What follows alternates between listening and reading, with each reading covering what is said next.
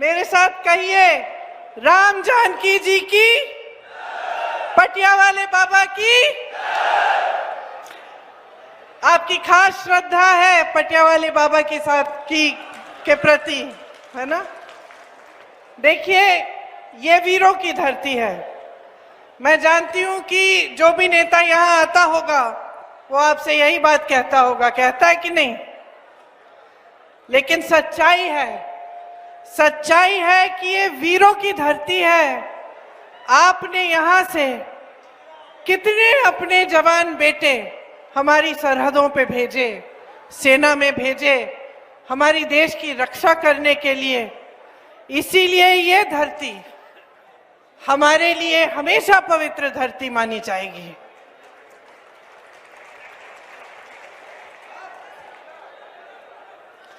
कोई ऐसा युद्ध नहीं रहा जिसमें आपने अपने बेटे नहीं भेजे, जिसमें आपने इस देश की रक्षा के लिए अपनी भूमिका नहीं निभाई। इस देश की हिफाजत की जिम्मेदारी इसलिए आप ही की है। आज चुनाव का समय है। चुनाव के समय सारे तमाम पार्टियों के नेता आपके पास आते हैं, भाषण देते हैं। आप ध्यान से उनके भाषण सुनते हैं और फिर आप तय करते हैं कि अगले 5 सालों में इस देश का भविष्य कौन बनाएगा। सही बात है? तो ये बहुत बड़ी जिम्मेदारी है। जितनी बड़ी जिम्मेदारी आप अपने बेटों को सरहद पे भेजकर निभाते हो, उतनी ही बड़ी जिम्मेदारी आप जब अपना वोट डालते हो तो आप अपने देश के प्रति निभाते हो। आज जो देश में हालात हैं उनके बारे में आपसे मैं थोड़ी सी बात करना चाहती हूं, इसलिए मैं यहां आई हूं, इसलिए आप मेरा इंतजार कर रहे हैं। देखिए, मोटे तौर पर 2 चीजें आपको समझनी पड़ेंगी। सबसे पहली ये कि जो देश में 10 सालों के लिए नरेंद्र मोदी जी की सरकार चल रही है, वो किस तरह की सरकार है, उसने आपके लिए क्या क्या किया, क्या नहीं किया, और हमारे प्रधानमंत्री जी का ध्यान क्या आपके प्रति है या फिर कहीं और रहता है। मोटे तौर पे आपको ये एक बात समझनी पड़ेगी। दूसरी बात आपको समझनी पड़ेगी कि आपकी क्या परिस्थितियां हैं। तो इन दोनों चीजों के बारे में मैं आपसे बात करूंगी। तो सबसे पहली बात ये कि आपकी परिस्थिति क्या है। आज देश में बड़ी बड़ी समस्याएं हैं, आप उन समस्याओं का सामना करते हो।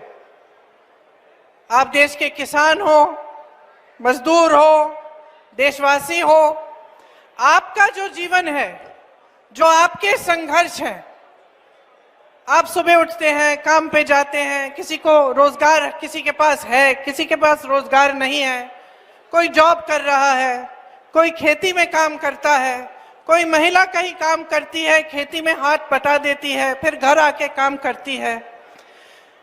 आप इस समय अपने जीवन के समय रोजाना कौन सी मुश्किलों का सामना करते हो। आज देश में परिस्थितियां ये है कि बेरोजगारी 45 सालों में सबसे ज्यादा है। मेरे सारे भाई यहाँ पे खड़े हैं, आप बताइए, आप में से किसी को रोजगार मिला है पिछले 10 सालों में? आप ये भी बताइए कि आप में से पढ़े लिखे कितने बच्चे हैं? देखा, सारे हाथ उठे हैं। अब पढ़े लिखे आप हैं, आपके माता पिता ने खूब मेहनत करके पढ़ाया है। आज किसी भी छोटे गांव में चले जाएं आप, मैं यूपी में काफी घूमी हूं, यूपी के छोटे से छोटे गांव में, गरीब से गरीब घर में परिवार के जो सदस्य हैं सबसे पहले अपने बच्चों को पढ़ाने के लिए मेहनत करते हैं। क्यों? क्योंकि वो चाहते हैं कि उनके बच्चों का जो भविष्य हो वो उनके भविष्य से ज्यादा उज्जवल हो। सारे माता पिता यही चाहते हैं कि बच्चा बड़ा होगा, रोजगार मिलेगा, कमाएगा, हम बुढ़े होंगे, हमारी भी देखभाल करेगा। इसीलिए बहुत मेहनत से, चाहे किसी भी तरह से कमा पाए, मुश्किल से वो अपने बच्चों की परवरिश करते हैं, अपने बच्चों को शिक्षा दिलवाते हैं। अब महंगाई इतनी बढ़ चुकी है कि इतना करना भी मुश्किल है, क्योंकि आपको कुछ खरीदना पड़ता है, फीस भरनी पड़ती है, बच्चों के लिए कपड़े, यूनिफॉर्म, वर्दी खरीदनी पड़ती है, मुश्किल पड़ती है। आजकल महंगाई इतनी है कि मिट्टी के तेल का भाव, दाल का भाव, सब्जियों का भाव सब बढ़ गया है। तो बच्चों की परवरिश करना भी एक तरह से मुश्किल हो गया है, लेकिन फिर भी आप मेहनत करके करते हैं। बच्चा बड़ा होता है, इम्तिहान देता है, पढ़ाई में पास भी हो जाता है, फिर भर्ती के इम्तिहान आते हैं। अब उसके सामने क्या दिखता है उसे? भर्ती के इम्तिहान है, ट्यूशन लगता है, ट्यूशन के लिए आपको फीस भरनी पड़ती है, फिर आप शायद कुछ कर्ज लेंगे या फिर खूब मेहनत करके और फीस के पैसे इकट्ठे करेंगे और उस बच्चे को ट्यूशन भी करा देंगे भर्ती के इम्तिहानों के लिए। आगे बढ़ते हैं, वो इम्तिहान देता है, परीक्षा देता है, पेपर लीक हो जाता है, घोटाले हो जाते हैं। कोई कहीं पे बैठा हुआ उस बच्चे की मेहनत का फायदा उठा के खूब पैसे कमा रहा है, लेकिन उस बच्चे की जिंदगी बर्बाद कर रहा है। ये होता है कि नहीं होता है? होता है। आप जानते हैं आप में से कितने लोगों ने पेपर दिए होंगे ऐसे। तो ये आप भर्ती के जब परीक्षा देते हैं तो आपके साथ ये होता है। दूसरी तरफ आप देखते हैं कि भाई देखें, हो सकता है सरकार ने कोई स्कीम निकाली हो मेरे रोजगार के लिए। पता चलता है कि जो अच्छे अच्छे रोजगार थे उनको सरकार खत्म कर रही है। कैसे? आप अपने बच्चों को सेना में भेजते हैं, सरकार क्या लाती है? अग्निवीर स्कीम। अग्निवीर स्कीम का मतलब बेटा सेना में भर्ती होगा, 4 सालों बाद घर आ जाएगा, फिर से बेरोजगार होगा। जो सारी जितनी भी सुविधाएं पहले मिलती थी सेना में, कोई सुविधा नहीं मिलेगी उसको। वो वापस आ जाएगा 4 सालों बाद, 5 सालों बाद, और फिर से घर पे नौकरी ढूंढने का काम शुरू करेगा। इस सरकार ने जहां जहां से आपको रोजगार मिल रहे थे वो सारे साधन बंद कर दिए। सरकार के बड़े बड़े कारखाने होते थे जिनको हम पीएसयू कहते हैं, उनके सारे सब्सिडरी इन्होंने अपने खरबपति मित्रों को दे दिए हैं।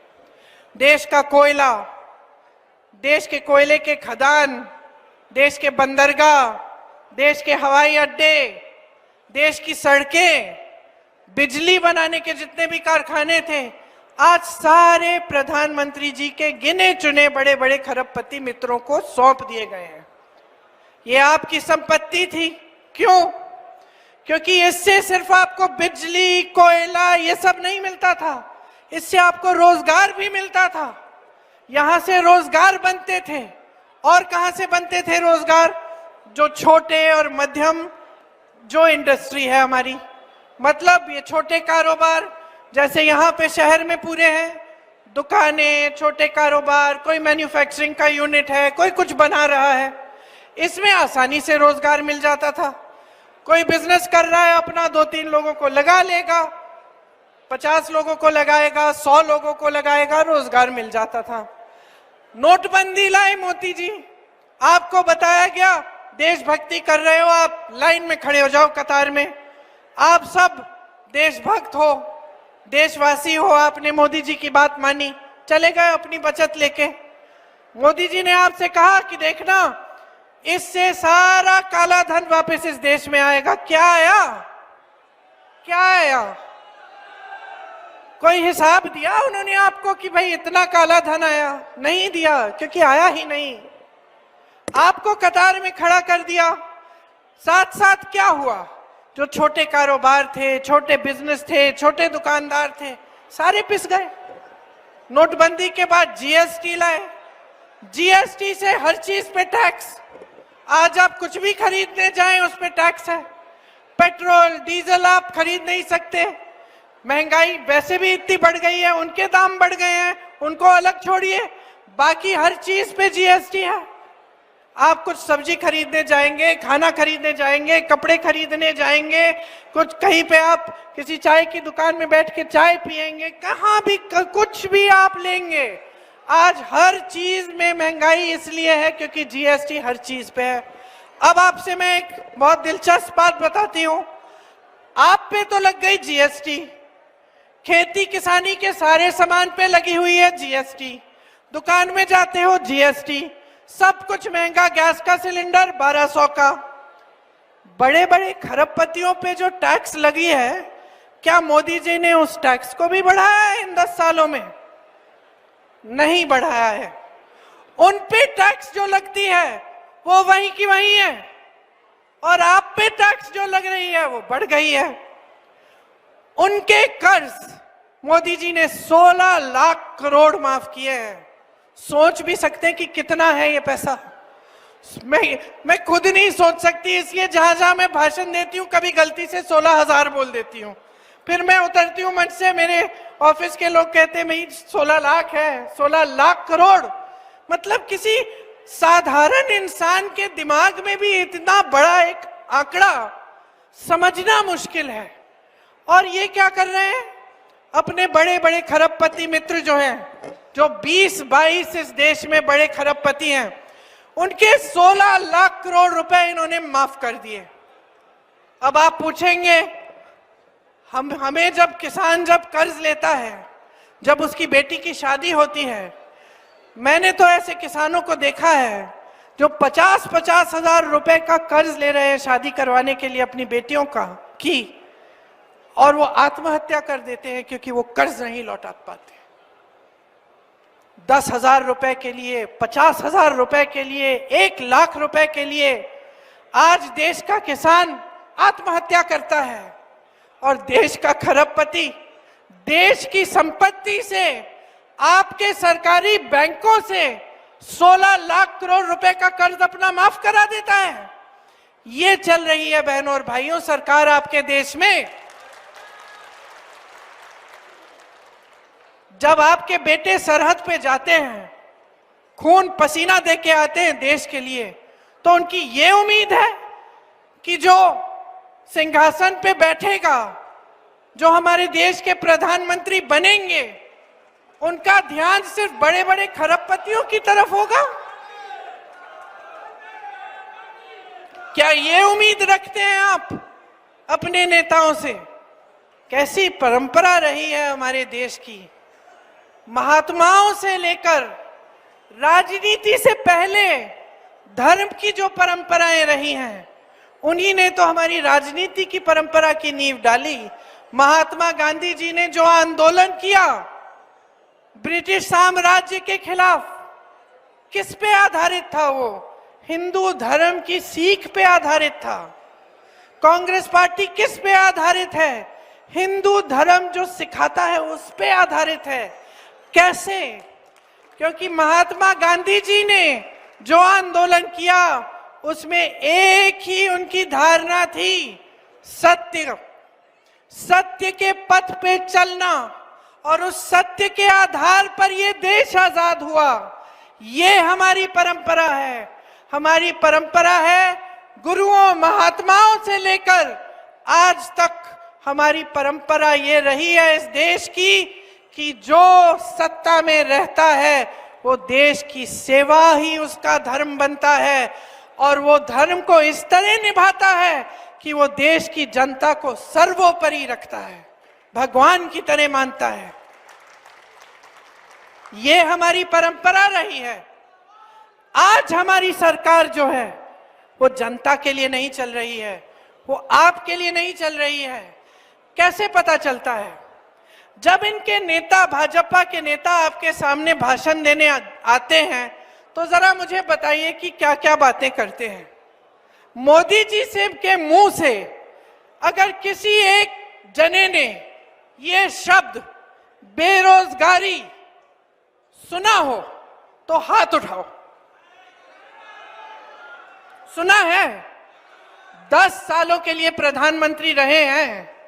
अरे पूरी दुनिया में नाम बनाए आए हैं, पूरी दुनिया का भ्रमण कराए हैं, अपने लिए 2 हवाई जहाज 16,000 करोड़ रुपए के खरीद भी लिए हैं और भ्रमण किए हैं।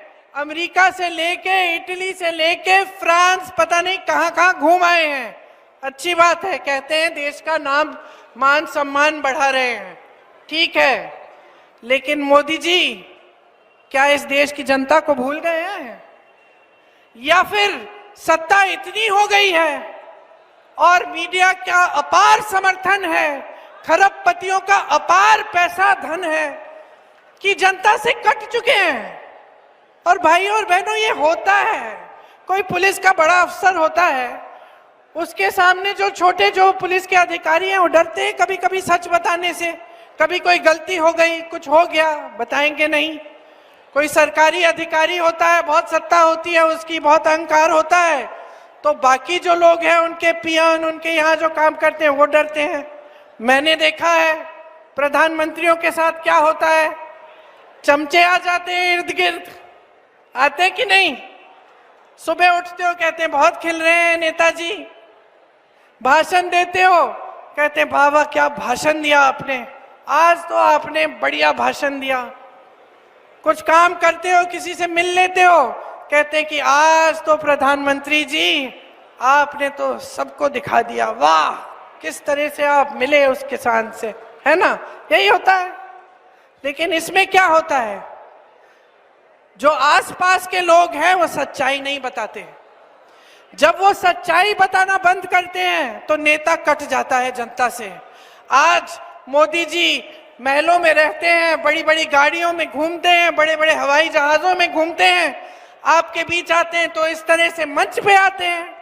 कभी किसी के घर में देखा है उनको, किसी के गांव में जाते हुए देखा है?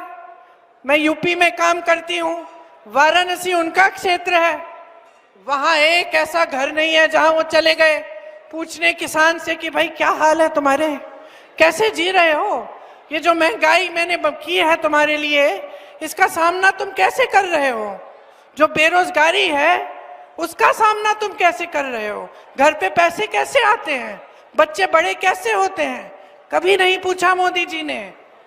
कट गए हैं आपसे पूरी तरह। मोदी जी मंच पे आते हैं, बड़े बड़े उद्घाटन करते हैं, टीवी पे दिखते हैं, भाषण देते हैं तो इतने साफ सुथरे, एक लकीर नहीं, धूल मिट्टी का तो नाम ही निशान नहीं है। अरे कैसे जानेंगे कि किस धूल मिट्टी में जी रहे हैं आप, किस दलदल में फंसे हैं आप गरीबी के? कैसे जानेंगे? कौन बताने वाला रह गया है? कोई नहीं रहा, जान नहीं पाएंगे, जानना चाहे तो भी जान नहीं पाएंगे। 10 सालों में उन्होंने इस देश को के गरीब को किस तरह से और भी गरीबी में ढकेल दिया है, ये जानकारी उनके पास हो ही नहीं सकती, क्योंकि आपके बीच आना ही बंद हो गया है। आप देखते हैं उनको पूरी शान शोहरत, ये देश की जो मीडिया है, जो मेरे सामने मेरे भाई खड़े हुए हैं, ये तो सब खरबपतियों ने खरीद रखे हैं सारे चैनल, जो दिखाना चाहते हैं दिखाते हैं, जो दिखाना चाहते हैं वही दिखाते हैं। विपक्ष को इस कदर दबा रखा है मोदी जी ने, कोशिश कर रहे हैं पूरी, लेकिन हम लड़ते रहते हैं, हम खड़े रहते हैं, हम आवाज उठाते रहते हैं, क्योंकि हम इनकी सत्ता से डरते नहीं हैं। लेकिन भाइयों और बहनों, सच्चाई ये है कि हद से ज्यादा इन्होंने सत्ता बटोर रखी है, धन बटोर रखा है। आपको कहते हैं बहुत ईमानदार हैं, कहते हैं कि देखो सब विपक्ष के नेता मेरे पीछे पड़े हुए हैं क्योंकि मैं अकेले भ्रष्टाचार के खिलाफ लड़ रहा हूं। कहते हैं ना, सुना है आपने टीवी पे कि मोदी जी खुद कहते हैं, अपने मुंह मियां मिट्टू खुद कहते हैं कि मैं ही एक इंसान हूं जो इस पूरे देश में ईमानदार हैं, बाकी सारे भ्रष्ट हैं। और क्या करते हैं ये ईमानदार इंसान? एक ऐसी स्कीम निकालते हैं जिसको कहते हैं इलेक्टोरल बॉन्ड स्कीम। क्या है ये स्कीम? ऐसी निकाली इन्होंने कि जो भी इनको चंदा देगा, जो भी इनको चंदा देगा उसका नाम गुप्त रहेगा। तो बड़े बड़े उद्योगपति, खरबपति, जाने कौन चंदा दिए, ये लोग इकट्ठे करते रहे। आज इस दुनिया में, देश में नहीं दुनिया में सबसे अमीर पार्टी, राजनीतिक पार्टी कौन सी है? कौन बताएगा? देखो, सब जानते हो, सब जानते हो। ये बड़ी बड़ी इमारतें बनाते हैं अपने जिले के ऑफिस में। इनके लिए जो भी काम करता है उनको थोड़ा थोड़ा पैसा देते हैं। हमारे बेचारे सेवा दल के कार्यकर्ता, कांग्रेस के कार्यकर्ता, आप लोग बैठे हो, क्या मिलता है आपको? आप सेवा करते हो, नारे लगाते हो, आंदोलन करते हो, आपको तो कोई वेतन नहीं देता। आप तो इसलिए करते हो क्योंकि आपके दिल की भावना है। वहां भाजपा में पैसा ही पैसा है। ये पैसा आया कहां से? कोई पूछेगा ये पैसा आया कहां से, ये धन आया कहां से? ये इतना धनी, इतना अमीर राजनीतिक दल बना कैसे? इलेक्टोरल बॉन्ड की जो स्कीम लाए थे, फिर सुप्रीम कोर्ट में केस आया, न्यायाधीश ने बोला कि भाई ये गलत स्कीम है, भ्रष्टाचार होगा इससे, जो सूची है उसको पारदर्शी कराओ, पूरी जनता को बता दो कि किसने क्या दिया। तो पहले तो इनको वो सूची मिली नहीं, 2 दिन इधर उधर बैंक बोलने लग गया भाई सूची नहीं है हमारे पास। 2 दिन बाद फिर से डांट खाए कचहरी में जाके। न्यायाधीश ने बोला हमें नहीं मालूम, लिस्ट निकालो। लिस्ट निकली बहनों और भाइयों, और किस किस से चंदा लिया था। अच्छा, जैसे ही लिस्ट निकली मोदी जी घबरा गए, अमित शाह जी घबरा गए, इंटरव्यू पे इंटरव्यू देने लग गए कि भैया हमने तो पारदर्शी कर दी है। देश में पहली बार जिसने चंदा जिस जिसको दिया वो पारदर्शी एक सूची आ गई है। अरे आपने थोड़ी पारदर्शी की, वो तो कोर्ट में न्यायाधीश ने कहा पारदर्शी बनाओ, इसीलिए पारदर्शी की। आपने तो गुप्त स्कीम निकाली थी। ठीक है, अब सुनिए कि चंदा किसने दिया। आपको याद है गुजरात में एक पुल गिर गया था, आपने टीवी पे देखा होगा, सैकड़ों लोग नदी में बह गए थे, याद है? जिसने पुल बनाया उसने चंदा दिया। आप सबको वैक्सीन लगी थी कोविड की, किस किस को लगी?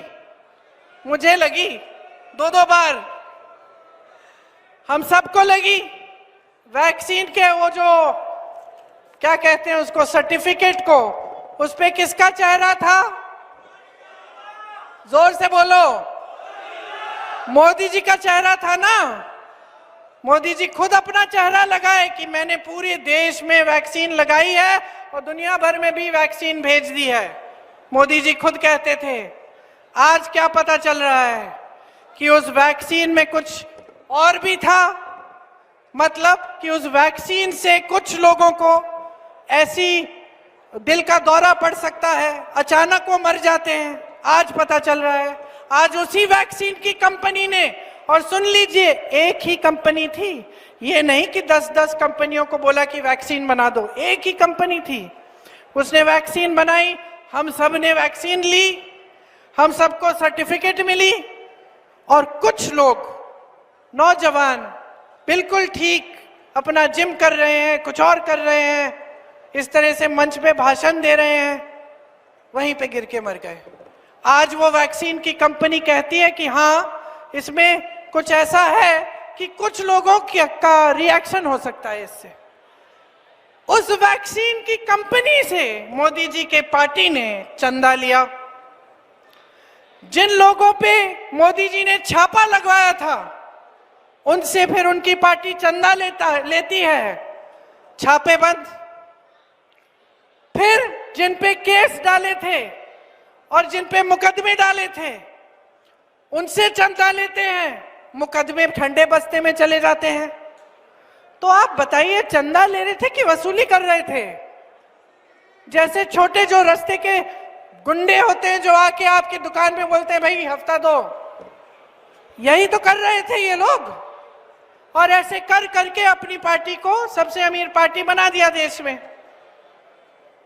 तो ध्यान कहाँ है इन लोगों का? ध्यान आपके ऊपर है, आपकी बेरोजगारी, आपकी गरीबी, आपकी खेती पे। किसान ने आंदोलन किया 1-2 साल पहले, आपको याद है? दिल्ली के बाहर लाखों किसान बैठे, क्या मोदी जी निकले? मोदी जी निकले बात करने के लिए? क्या मोदी जी ने कहा कि भाई तुम बहुत प्रताड़ित हो, तुम में से 10-15 लोग घर आ जाओ, मिल लो, बता दो क्या बात है, क्यों अच्छे नहीं लग रहे हैं ये कानून मेरे? नहीं कहा। वो कानून उन्होंने वापस तब लिए जब उत्तर प्रदेश का चुनाव आ रहा था। बहनों और भाइयों, जब चुनाव दिखने लगा तो अचानक कानून वापस ले लिए। जब 600 किसान शहीद हो रहे थे तब कुछ नहीं किया।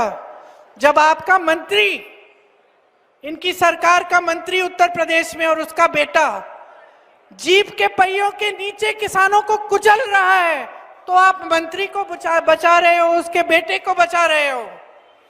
मैंने जाने की कोशिश की उनके परिवार से मिलने के लिए, मुझे गिरफ्तार कर दिया, लेकिन उनको गिरफ्तार नहीं किया जिसने किसानों को कुचला। ये सरकार चल रही है।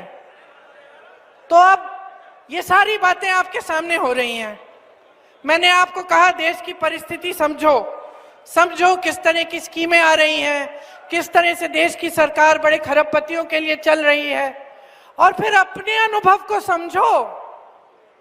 अरे रोज सुबह उठते हो, नौकरी ढूंढने निकलते हो, क्या मिलता है? कोई मोदी जी टीवी में से निकल के आपको नौकरी दे रहे हैं? दुकान जाते हो, मोदी जी कहते हैं चुनाव आ रहा है, लो गैस सिलेंडर में से 200 माफ। 200 माफ? 1200 रुपए का सिलेंडर खरीद रहे हो आप। कहते हैं हम बड़ी स्कीम लाए महिलाओं के लिए। बहनों सुनो, कहते हैं लो फॉर्म भरो, 1200 रुपए आपको दिलवाएंगे। आपको कहना चाहिए 1200 रुपए में मैं क्या खरीद पाऊंगी एक सिलेंडर आज के दिन में? कांग्रेस पार्टी स्कीम लाई है, 8,500 रुपए हर महीने आपको देंगे, सालाना 1 लाख रुपए देंगे। नौजवान खड़े हैं, नौजवानों को हम स्नातक पास को 1 लाख रुपए सालाना का अप्रेंटिसशिप देंगे। 30 लाख रोजगार खाली पड़े हैं। मोदी जी 10 सालों से आपको यहाँ पे इवेंट बाजी दिखा रहे हैं, लेकिन वो 30 लाख पद नहीं भर पाए। इतने बड़े प्रधानमंत्री हैं। मैं पहले कह रही थी, इनके जो नेता हैं कहते हैं कि अरे वाह मोदी जी जैसा कोई नहीं, ऐसे चुटकी बजाएंगे सारे जंग बंद हो जाएंगे दुनिया में। वाह, तो चुटकी बजाएं, रोजगार दें, चुटकी बजाएं, महंगाई कम करें, चुटकी बजाएं, नया अस्पताल बना के दें, आपको संस्थाएं बनाएं। जैसे पंडित जवाहरलाल नेहरू से लेकर सारे कांग्रेस के जितने भी नेता रहे प्रधानमंत्री, उन्होंने बनाए। IIT, IIM, एम्स, ये सब किसने बनाया? ये चुटकी बजाते रहे और आप खाई में रहे और खड़े रहे, आप संघर्ष करते रहे, आप गरीबी में धंसे रहे, आपको मदद करने के लिए नहीं आए। ये बात समझ लीजिए भाई और बहनों।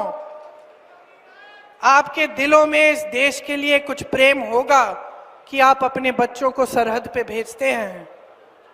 एक भावना होगी देशभक्ति की, नौटंकी की नहीं जो आपके सामने ये लोग दिखाते हैं, नौटंकी की नहीं, असली देशभक्ति की भावना। मैं ज्यादा इन चीजों के बारे में बात नहीं करती, लेकिन मैं आपको बता सकती हूं कि 19 साल की उम्र में जब मैं अपने शहीद पिताजी के टुकड़े घर लाई तो मैं नाराज थी इस देश से। मैं नाराज थी, मेरे दिल में यह भावना थी। मैंने अपने पिता को भेजा, तुम्हारा काम था सुरक्षित रखना। मैंने अपने पिता को हिफाजत से तुम्हारे पास भेजा और तुमने ये टुकड़े लौटा दिए मुझे, और वो टुकड़े इस झंडे में लपेटे हुए थे, देश के झंडे में। मैं नाराज थी। मैं समझती हूं शहादत की का क्या मतलब है। जैसे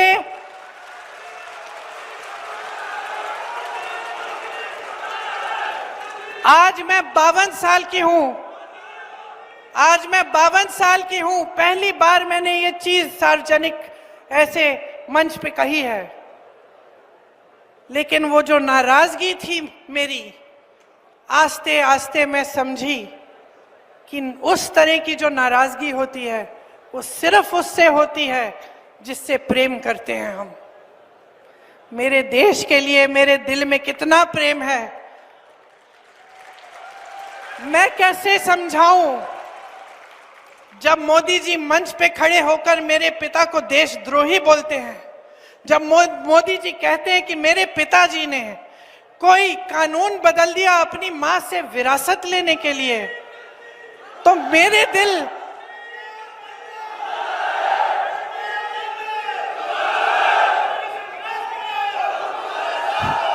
तो मोदी जी इस बात को समझ नहीं पाएंगे कि मेरे पिताजी को विरासत में धन दौलत नहीं मिली, मेरे पिताजी को विरासत में शहादत की भावना मिली। आप समझ सकते हैं, आप समझ सकते हैं। इस देश के किसान हो, इस देश की मिट्टी आपने सींची है अपने पसीने से, अपने इतने बेटे भेजे हैं सरहद पे। जब आपके बेटे शहीद होते हैं इस देश के लिए, तो मैं जानती हूं कि आपके दिल में क्या भावना है, क्योंकि वही भावना मेरे दिल में है। जो पुलवामा के शहीद हैं, जब वो हुआ, पुलवामा का हुआ, उनमें से कुछ परिवार यूपी के थे। उस समय मैं यूपी में थी, मैं गई उनके घर, और ज्यादातर परिवारों में पता है क्या बताया उन्होंने मुझे? जो बच्चे बचे थे उन्होंने कहा दीदी हमको भी सेना में भर्ती होना है। एक लड़की थी, उसका भाई एयरफोर्स में था, उसने कहा दीदी मैं पायलट बनूंगी, मैं एयरफोर्स में भर्ती होंगी। यही है शहादत की भावना। ये भावना मोदी जी नहीं समझ सकते। जो मोदी जी इंदिरा गांधी जैसी एक शहीद के बारे में उल्टी सीधी बातें करते हैं, जो मोदी जी इस भावना को देख के सिर्फ परिवारवाद देखते हैं, लेकिन देशभक्ति नहीं देखते, देश की सेवा नहीं देखते, वो इस भावना को नहीं समझ सकते। मैं आपको ये कहने आई हूं कि हमें देशद्रोही कहें, हमें घर से निकाल दें, मेरे भाई को संसद से निकाल दिया, हम पे केस डालें। मेरे भाई पे इतने केस डाल दिए कि कभी इधर कभी उधर, कभी गुजरात में कभी बिहार में वो जाता है कचहरी, जाएगा, कुछ भी कर ले, मार डालें, लेकिन ये भावना हमारे दिल से कोई नहीं निकाल सकता। और क्योंकि हमारे दिल में ये भावना है, इसीलिए आज आपके सामने खड़े होकर मैं आपसे एक आग्रह करने आई हूं। मैं आपसे वोट मांगने नहीं आई हूं, मैं आपसे आग्रह करने आई हूं कि देश की जनता हो, देश की जनता हो, सर्वोपरि हो, जागरूक हो जाओ। जो टीवी पे दिख रहा है, जो रोज रोज सिखाया जा रहा है, जो रोज रोज दिखाया जा रहा है, जो प्रचार किया जा रहा है, जो बड़ी बड़ी होर्डिंग्स लग रही हैं, वो सच्चाई नहीं है। तुम्हारा जीवन सच्चाई है। तुम जो लाल शर्ट पहन के वहां बैठे हो, तुम्हारा जीवन सच्चाई है। जो तुम पीली शर्ट पहन के वहां बैठे हो, मेरी बहन जो नीली साड़ी पहनी है, तुम्हारा जीवन सच्चाई है। सच्चाई वो है जो तुम जी रहे हो। सच्चाई महंगाई है, सच्चाई बेरोजगारी है, सच्चाई एक सरकार है जिसके हित में इस देश का गरीब नहीं रहा। इस सच्चाई को पहचानो। ये देश किस दिशा में जा रहा है, इस देश के नेता कितने निकम्मे बन गए हैं कि जब आपके सामने आते हैं 10 सालों के राज के बाद आपको एक चीज नहीं गिनाते जो इन्होंने आपके लिए की। आपको सिर्फ धर्म की बात बताते हैं, वो बात जिससे आपके जज्बात उभरे, जिससे आपको लगे कि मेरे धर्म पे कुछ आंच आने वाली है, जिससे आपको लगे कि कोई मेरे धर्म के साथ खिलवाड़ कर रहा है।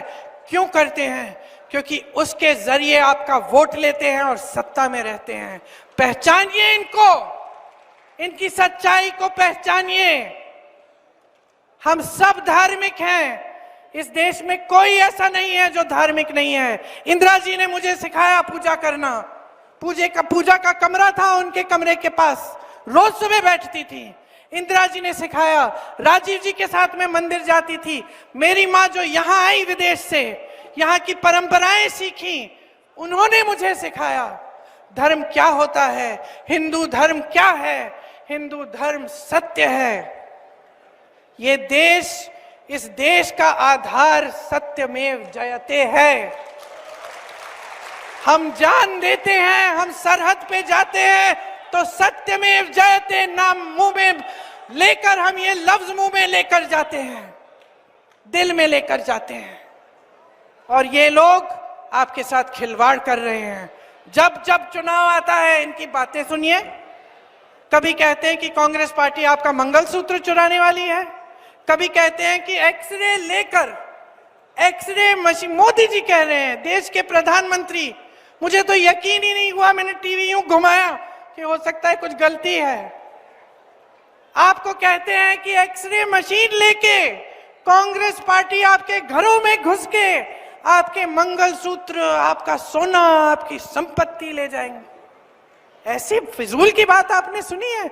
55 सालों के लिए कांग्रेस पार्टी की सरकार चली इस देश में, कभी किसी ने आपके मंगलसूत्र चोरी किए? कभी किसी ने आपके घर में घुस के आपका सोना चोरी किया? इंदिरा जी ने अपना सोना दिया देश के लिए जब जंग थी। मेरी मां का मंगलसूत्र इस देश को कुर्बान है। कोई कांग्रेस पार्टी आपका कुछ छीनने वाली नहीं है। इंदिरा जी ने पट्टे दिलवाए गरीबों को, इन्होंने ये सिलसिला बंद किया पट्टे दिलवाने का। जमीन छीन के बड़े बड़े खरबपतियों को दी। अभी मैं छत्तीसगढ़ के कोरबा से आई हूं, वहां कोयले का खदान था, जमीन थी गरीबों की, जमीन भी ली, खदान भी लिया, दे दिया खरबपति मित्रों को। आज रोजगार नहीं मिल रहा है वहां पे लोगों को। और ये कहते हैं कि हम आके आपकी चोरी करेंगे। समझ लीजिए कि क्या हो रहा है देश में। आज तो उन्होंने इससे भी बड़ी बात कह दी। सुनिए, ये देश के प्रधानमंत्री हैं, उनके पद की गरिमा है, एक गंभीरता है। उस पद पे ऐसे ऐसे महापुरुष बैठे हैं जो शहीद हुए देश के लिए, जो आपके सामने आकर इधर उधर की उल्टी सीधी बातें नहीं करते थे। और ये प्रधानमंत्री जी नरेंद्र मोदी जी आज इस देश की जनता के सामने आकर कहते हैं, आज ही की बात है, कि सावधान रहो, अगर तुम्हारे पास 2 भैंस हैं तो कांग्रेस पार्टी आके एक भैंस चुरा देगी। बताओ। मैं चुनौती देती हूं मोदी जी को। ये जो आवारा पशु की समस्या इन्होंने बना रखी है ना, पूरे यूपी में, मध्य प्रदेश में, एक आध भैंस इकट्ठी करके गौशाला में रख लें, बंद करवाएं ये सब जो आवारा पशु की समस्या है आपकी। गौशालाएं बनाएं, गौशालाओं को मजबूत बनाएं, जैसे छत्तीसगढ़ में कांग्रेस की सरकार ने किया। मालूम है आपको, कांग्रेस की सरकार ने छत्तीसगढ़ में ऐसी गौशालाएं बनाए जिसमें से महिलाओं को आमदनी मिल रही थी, गोबर खरीद रही थी सरकार, ताकि उन जानवरों की भी देखभाल अच्छी तरह से हो और आपको भी समस्या ना हो। बात यह है कि जब नियत ठीक होती है तो नीति भी ठीक होती है, जब नियत गलत होती है तो नीतियां भी गलत होती हैं।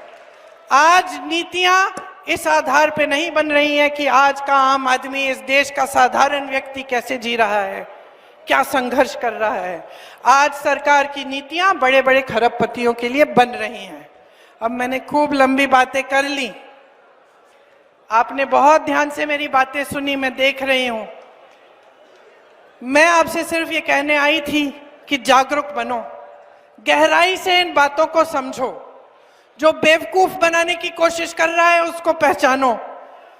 जिसने सालों के लिए, दशकों के लिए, पीढ़ियों के लिए आपके लिए काम किया, जो कन्याकुमारी से लेकर कश्मीर तक पैदल चलता है ये कहने के लिए कि ये देश एक है, जनता को बताने के लिए कि हम सब एक परिवार है, हम सब भाई बहन हैं, उसको पहचानो।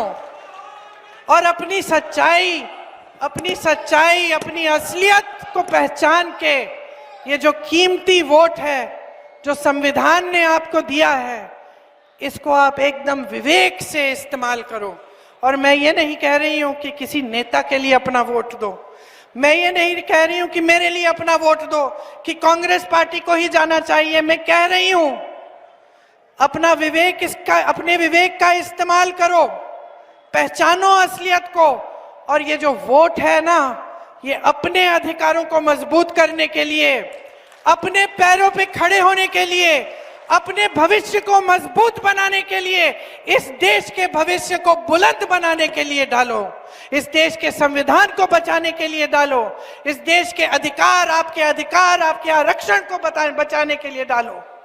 ये आपका वोट बहुत कीमती है, इसको हल्के में मत लेना, इसको हल्के में मत लेना। कुछ भी करिए, लेकिन पोलिंग के दिन जब आप पोलिंग पे जाएंगे, 2 मिनट के लिए, या 2 मिनट नहीं, 2 सेकंड के लिए जरा चुपचाप आप खड़े होकर सोचिए कि मेरा वोट किसको जा रहा है। मेरे वोट से क्या मेरे गांव में विकास आएगा? मेरे वोट से क्या मेरे बच्चों को रोजगार मिलेगा? मेरे वोट से क्या ऐसी स्कीमें आएंगी जिससे मेरा फायदा होगा? कांग्रेस की बहुत सारी स्कीमें हैं। मैंने आपको कहा कि 30 लाख जो रोजगार है उनको भरने की स्कीम है, बहनों को 1 लाख रुपए सालाना देने की स्कीम है, लेकिन ऐसी बहुत सारी स्कीम है। और हम इसको गारंटी बोल रहे हैं। गारंटी इसलिए बोल रहे हैं क्योंकि हमने करके दिखाया है बहनों और भाइयों। कर्नाटका में आज महिलाओं को मिल रहे हैं हर महीने पैसे, बस यात्रा मुफ्त में कर रही हैं महिलाएं। तेलंगाना में आज जितनी भी गारंटी दी थी वो पूरी हो रही हैं। छत्तीसगढ़ में किसानों के कर्ज माफ कराए, क्योंकि हम आपको, आपके हित में काम करते हैं, हम आपकी सेवा करना चाहते हैं। ये मौका दीजिए। मैं जानती हूं कि जब आप अपनी समझदारी से जागरूक होकर पूरे विवेक से अपना वोट डालेंगे तो एक ही उम्मीदवार जीतेगा। यहां ये लो, नीतू सिकरवार, इधर आओ। मैं जानती हूं, क्योंकि बहुत हो गया है बहनों और भाइयों, बहुत देख लिया आपने, बहुत सुन लिया है। अब सच्चाई पे उतरो, इस देश को बचाओ और अपने भविष्य को बचाओ। जय हिंद। जोर से मेरे साथ बोलो एक बार, जय हिंद, जय हिंद।